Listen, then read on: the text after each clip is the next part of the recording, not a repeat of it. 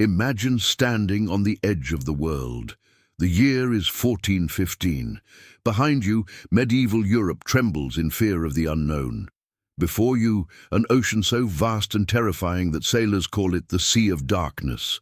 Ancient maps warn, here be monsters. Ships that sail too far simply vanish. No one returns, no one dares.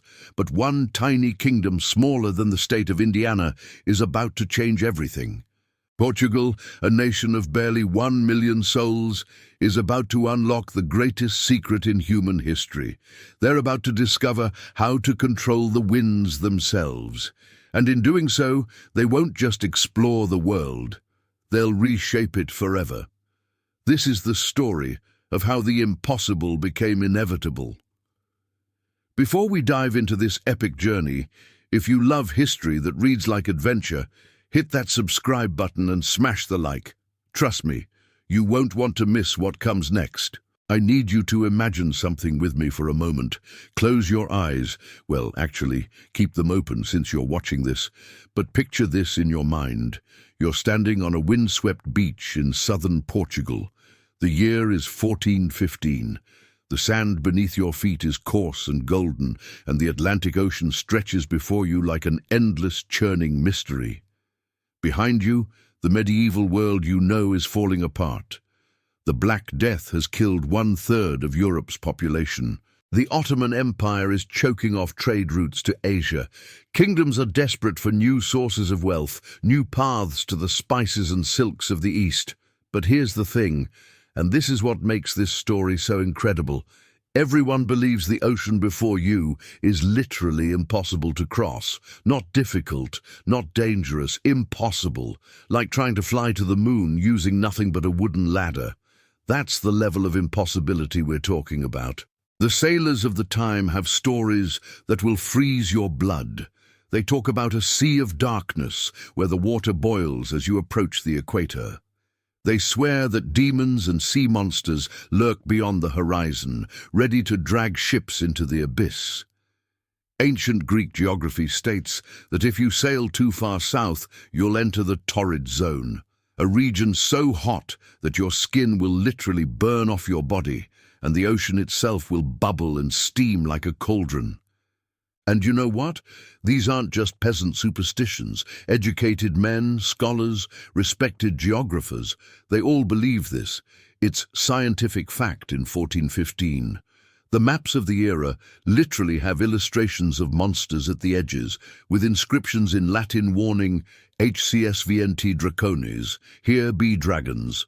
So when I tell you that Portugal, this tiny kingdom at the edge of Europe, decided to sail into this nightmare, you have to understand the magnitude of their audacity. We're talking about a country with a population of maybe 1 million people. For context, that's smaller than today's city of Philadelphia. They have no empire, limited resources, and they're surrounded by much more powerful neighbors. Spain is right there on their border. France and England are locked in the 100 Years' War, but are still massive powers. The Italian city-states control Mediterranean trade. Portugal has no logical reason to believe they can compete with any of these powers. And yet, they're about to do something that will make all of them look like amateurs. They're going to master the Atlantic Ocean. They're going to find a sea route to India. They're going to create the first truly global trade network in human history. And they're going to do it not through military might or vast resources, but through something more powerful: innovation, persistence, and an almost crazy willingness to fail again and again until they succeed. The man who kicks all of this off is someone you might have heard of, Prince Henry the Navigator. Now here's an interesting fact that might surprise you. Henry himself never actually sailed on these great voyages of exploration. He wasn't out there on the ships, battling storms and facing down sea monsters, but what he did was perhaps more important. He created the world's first research and development institution focused on maritime exploration. Think of Henry as running a 15th century version of NASA, except instead of trying to reach the moon, he's trying to reach around Africa to India. In 1419, he establishes what historians call the School of Sagres at Cape St. Vincent, the southwestern tip of Portugal. It's literally at the edge of the known world, and he brings together the best minds he can find: cartographers, astronomers, shipbuilders, navigators and sailors from all over Europe and even North Africa. Henry is obsessed, and I mean obsessed, with pushing past Cape Bojador, a point on the West African coast that represents the absolute limit of European knowledge. For context, Cape Bojador is located in what is now Western Sahara, and in Henry's time, it's considered the point of no return. Sailors believe that beyond this cape, the currents become so strong that no ship can sail back north. They think the sun burns so hot that men turn black. Yes, this is how they explained the existence of African people, which tells you something about medieval European understanding of the world. For 12 years, Henry sends expedition after expedition to round Cape Bojador. 12 years, and every single one fails. Captains come back with the same story: the currents are too strong, the winds are wrong, it's impossible. Some don't come back at all, ships are lost, men die. The nobles at the Portuguese court start to think Henry is wasting time and money on a fool's errand. But Henry keeps pushing, he keeps investing, he keeps asking, what if everyone is wrong? What if there's a way? And this is where the story gets really interesting, because the breakthrough that eventually comes isn't military or even navigational at first. It's technological. It's a ship. Let me tell you about the caravel, because this vessel is about to become the most important piece of technology in the 15th century. Before the caravel, European ships came in basically two types. You had the heavy, round-hulled cogs and carracks that could carry a lot of cargo but couldn't sail against the wind. They needed favorable winds to move. Or you had the Mediterranean galleys that used oars and could maneuver well but couldn't handle rough Atlantic waters and needed huge crews. Neither of these designs could solve the fundamental problem of Atlantic exploration. You could sail south along the African coast with the prevailing northerly winds and the Canary Current pushing you along. That part was actually relatively easy. But how do you get back? The winds blow the wrong way. The currents flow against you. It would be like trying to ride a bicycle up a waterfall. Portuguese shipwrights, working with Henry's patronage and input from experienced sailors, developed something revolutionary. The caravel is smaller than the big merchant ships, usually only about 50 to 70 feet long, but it has a secret weapon: lateen sails. These are triangular sails that allow the ship to sail at an angle to the wind, a technique called tacking. With lateen sails, a caravel can sail much closer to the wind than any previous European vessel. But it's not just the sails. The caravel has a shallow draft, meaning it doesn't sit deep in the water, so it can explore coastal areas and river mouths without running aground. It's also incredibly fast and maneuverable. A well-made caravel can turn on a dime compared to the lumbering carracks. And perhaps most importantly, it requires a much smaller crew, maybe 20 to 30 men, instead of the 100 or more needed for a large carrack or galley. This matters more than you might think. Smaller crew means less food and water needed, which means longer voyages are possible. It means lower costs per expedition. It means if a ship is lost, fewer families are destroyed. The caravel makes Atlantic exploration economically feasible in a way it never was before. In 1434, 15 years after Henry established his school at Sagres, a captain named Gil Enos finally rounds Cape Bojador. When he returns to Portugal and reports that there are no monsters, no boiling seas, no point of no return, it's like someone has just proven that you can actually survive jumping off a cliff if you do it the right way. The psychological barrier is broken. Suddenly, Portuguese captains start pushing farther and farther south along the African coast, and they start finding things. Gold dust from West African kingdoms, Malagueta pepper, and tragically, enslaved people. Within a few years, Portugal establishes trading posts along the African coast. They're not conquering vast territories at this point. Portugal doesn't have the population or military force for that. Instead, they're creating what we might call trading empire, based on fortified coastal settlements and naval power. But we still haven't solved the biggest puzzle. Getting down the African coast is one thing. How do you get back? Remember, the winds still blow from north to south. The current still flows the wrong way. This is where Portuguese navigators make what I consider one of the most important discoveries in human history, and it's something most people have never heard of. It's called the Volta do Mar, literally, the turn of the sea. Here's what they figure out. The Atlantic Ocean has a massive circular wind pattern. Imagine a huge wheel of wind rotating clockwise in the northern hemisphere. If you're sailing south along Africa, you're going with the trade winds and the Canary Current. That's the right side of the wheel going down. But if you sail west, out into the open Atlantic, which seems insane because you're sailing away from home, you eventually catch the westerlies, the winds that blow from west to east. Then you can curve back north and east, riding these westerlies back to Portugal. You're tracing a huge arc out into the ocean using the circular wind pattern. It's counterintuitive. It's terrifying. You're sailing away from land, away from any hope of rescue if something goes wrong, out into the empty Atlantic. But it works. And once Portuguese sailors master this technique, the Atlantic Ocean transforms from an impassable barrier into a highway. They've cracked the code. They've learned to use the wind patterns like a sailor uses a river's current. Now let me tell you about a man named Bartolomeu Dias, because his story is going to illustrate just how far Portugal has come and how much farther they still need to go. In 1488, that's 73 years after the fall of Ceuta that started this whole adventure, Dias is given command of an expedition with a very specific goal: find the southern tip of Africa. Everyone assumes Africa must end somewhere to the south. If they can just find that southern cape and round it, they should be able to sail into the Indian Ocean, and from there to India itself. Dias has 3 ships, 2 caravels, and a supply ship.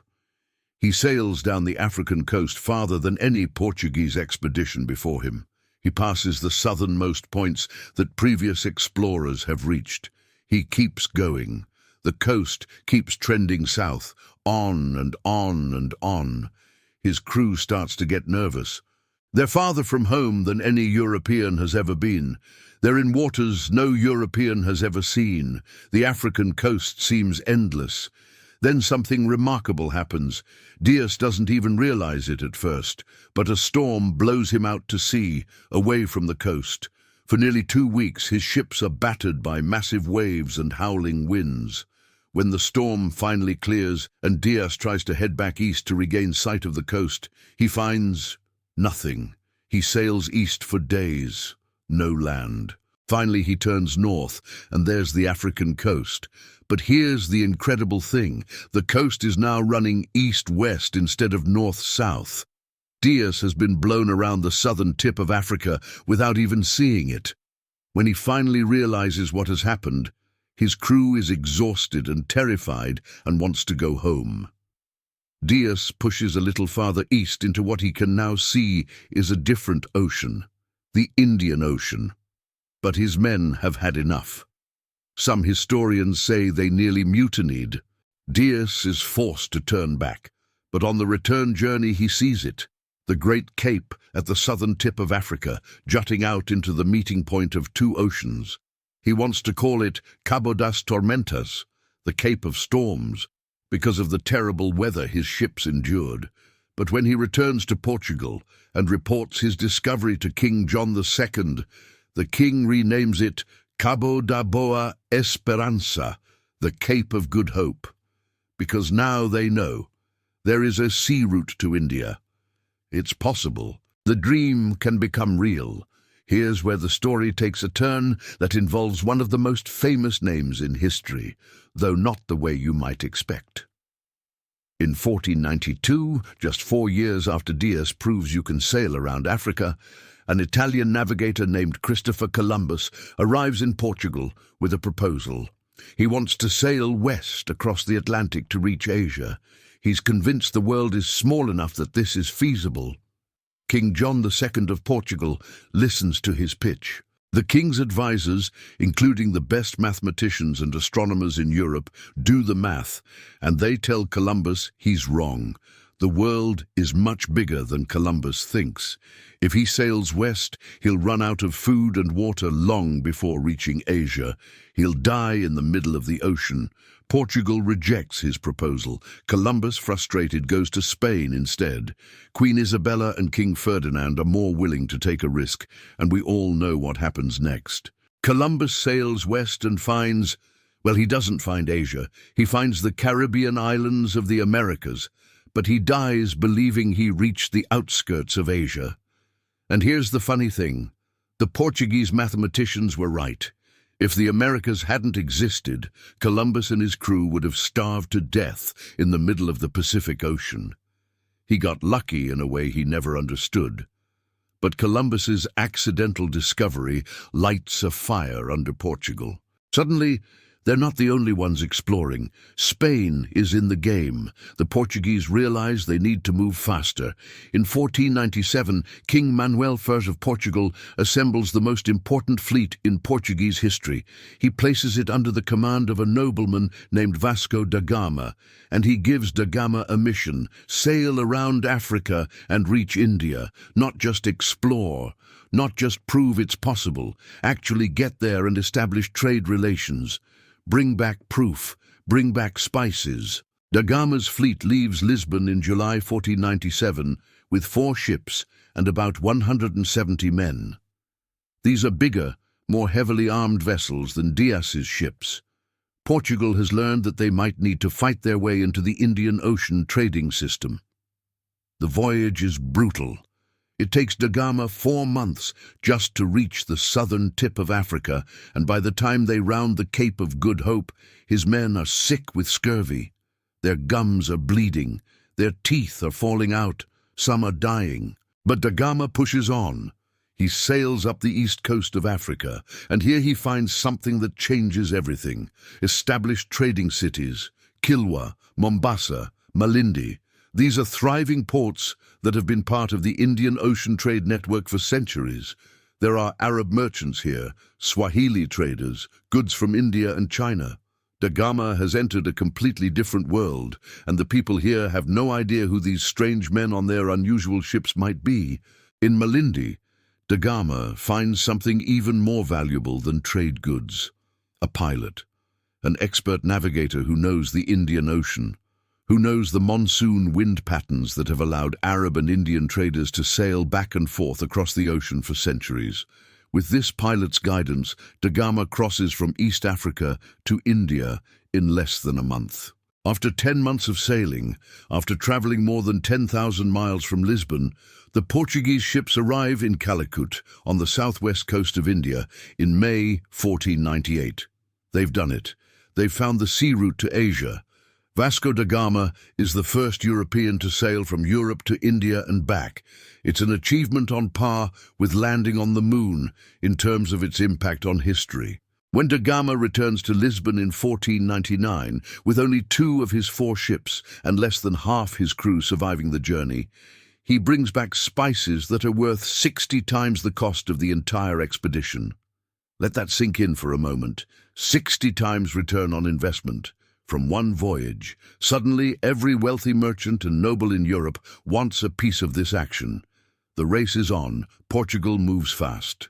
Within a few years, they've established fortified trading posts all around the Indian Ocean: Goa in India, Malacca in Malaysia, Hormuz in the Persian Gulf, Macau in China. They're not conquering large territories inland. They don't have the manpower for that.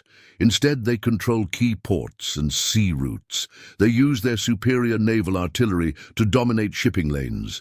It's a maritime empire, and it makes Portugal fantastically wealthy. The spices and goods that once had to travel overland through multiple middlemen, with each one taking a cut, can now be shipped directly from India to Lisbon by sea. The price of pepper in Europe drops dramatically. Goods that were once luxuries for only the richest nobles become available to a much broader range of people. And Portugal is at the center of it all, controlling the sea routes and taking a percentage of everything that flows through their trading posts. But we need to talk about the shadow side of this story, because it's dark and it's important, and we can't understand the full impact of Portuguese exploration without confronting it honestly. The same ships that brought spices and silk to Europe also brought enslaved human beings. The same navigational skill that opened up global trade routes was used to create and sustain the Atlantic slave trade. Starting in the 1440s, Portuguese expeditions to West Africa began capturing and purchasing enslaved Africans. At first, the numbers were relatively small, a few hundred per year. But as Portugal established sugar plantations on their Atlantic islands like Madeira and São Tomé, the demand for enslaved labor skyrocketed. By the time other European powers entered the slave trade, Portugal had already established the infrastructure, the routes, and the horrific logistical systems that would transport millions of people from Africa to the Americas over the next 4 centuries. Here's a number that should make us all pause. Historians estimate that Portuguese traders were responsible for transporting approximately 5.8 million enslaved Africans across the Atlantic, about 46% of the total Atlantic slave trade. That's nearly 6 million human lives stolen, families destroyed, cultures disrupted. Most went to Brazil, which Portugal colonized starting in 1500 and which didn't abolish slavery until 1888, the last country in the Western Hemisphere to do so. When Portuguese explorers reached the Americas, the story repeated itself. The indigenous peoples of Brazil faced disease, enslavement, and cultural destruction. Millions died from European diseases to which they had no immunity. Their lands were taken for sugar and later coffee plantations. Entire tribes were wiped out or displaced. I'm telling you this not to be depressing or to condemn people who lived 500 years ago by modern moral standards, but because we can't tell a complete story of Portuguese exploration without acknowledging this reality. The same technological innovations and maritime skills that connected the world also enabled exploitation on a massive scale. The same curiosity and courage that drove men to explore the unknown also led to unspeakable cruelty. This is the complicated legacy of the age of exploration. It was simultaneously one of humanity's greatest achievements and one of its greatest tragedies. The world became connected in ways that had never been possible before. Ideas, crops, animals, and technologies spread globally. Europeans learned about American foods like potatoes, tomatoes, and chocolate. The Americas received wheat, horses, and cattle. Asia, Africa, Europe, and the Americas became part of a single, interconnected global system for the first time in history. But this connection came at a terrible cost for many of the world's peoples. And it's important to recognize that the indigenous peoples of the Americas and Africa weren't passive victims. They resisted, adapted, and in many cases maintained their cultures and identities despite incredible pressure. The history of this era is also a history of resistance, survival, and cultural resilience. By 1600, Portugal's golden age is beginning to wane. They've overextended themselves. Their population is too small to maintain such a vast maritime empire. Other European powers, especially the Dutch and the English, are building their own ocean-going fleets and challenging Portuguese dominance. In 1580, Spain annexes Portugal in a dynastic union that lasts 60 years, further weakening Portuguese power. But the changes Portugal set in motion can't be reversed. They've proven that the oceans can be crossed. They've mapped the wind patterns. They've established the trade routes. They've built the ships. Other nations follow their lead, improve on their techniques, and expand on their discoveries.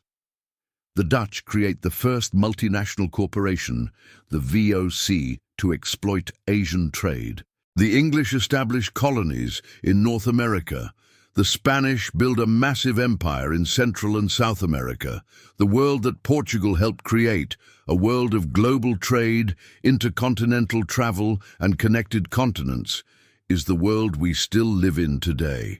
When you eat a tomato grown in California but originally from Mexico, when you drink coffee from Ethiopia, when you wear cotton from India, when you use spices from Indonesia in your cooking, you're participating in exchange networks that trace their origins back to the Portuguese caravels sailing into the unknown Atlantic. The modern global economy, with all its complexity, all its problems, and all its benefits, has its roots in those first tentative voyages down the African coast. The fact that English is a global language spoken on every continent is partly because English-speaking powers built on the model Portugal established. The fact that Christianity is the world's largest religion, practiced on every inhabited continent, is partly because Portuguese missionaries followed their traders to India, Japan, China, and Brazil. Even the way we think about the world is shaped by Portuguese exploration. Before 1400, Europeans lived in a tiny corner of Eurasia with only vague, mythical ideas about the rest of the world. By 1600, accurate maps showed the true outline of Africa, the Americas, and much of Asia. The world shrank. The unknown became known. Mystery gave way to measurable, navigable space. There's a monument in Lisbon called the Padrão dos Descobrimentos, the Monument to the Discoveries. It's a massive stone structure shaped like a caravel's prow, and it's covered with statues of the major figures of Portuguese exploration: Henry the Navigator, Vasco da Gama, Ferdinand Magellan, and others. It was built in 1960 during Portugal's dictatorship as a celebration of past glories. Today, it's controversial. Some Portuguese are proud of their ancestors' achievements. Others see it as a monument to colonialism and slavery. This tension between pride in technical achievement and acknowledgement of moral cost is at the heart of how we should understand this history. The Portuguese mariners who sailed into the Atlantic were undoubtedly brave. They faced dangers we can barely imagine. They overcame technical and psychological barriers that seemed impossible. They expanded human knowledge and capability in dramatic ways, but they also initiated systems of exploitation that caused immense suffering. They spread diseases that killed millions. They disrupted and destroyed societies and cultures. They enslaved people on an industrial scale. Both things are true, both things matter, and both things continue to shape our world today.